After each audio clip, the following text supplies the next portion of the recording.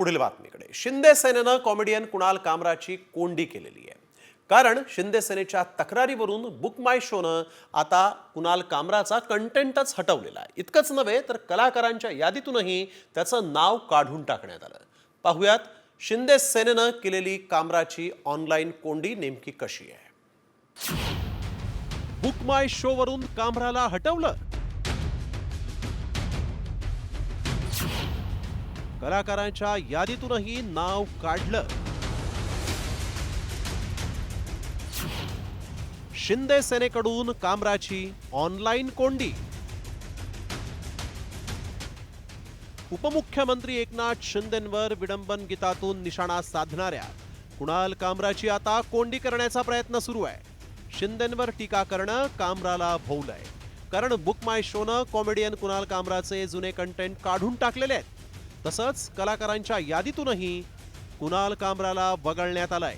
शिंदे सेनेचे नेते राहुल कनाल यांनी या संदर्भात बुक माय शोला पत्र लिहिलं होतं आणि या पत्रात नेमकं त्यांनी काय म्हटलंय पाहूया। कामरा हा भारताचे पंतप्रधान, मुख्यमंत्री, उपमुख्यमंत्री आणि इतर सार्वजनिक व्यक्तींना लक्ष्य करून निंदा आणि बदनामीच्या सतत मोहिमेत गुंतलेला दिसतोय। कामरा यांच्या पूर्वनियोजित, स्क्रिप्टेड, प्रक्षोभक आणि दुर्भावनापूर्ण विधानांनी सातत्यानं नैतिक आणि कायदेशीर सीमा ओलांडल्या आहेत। अशा टिप्पण्यांमुळे केवळ जनतेच्या भावना दुखावल्या जात नाहीत, तर सामाजिक एकोपा बिघडवण्याचीही क्षमता असते।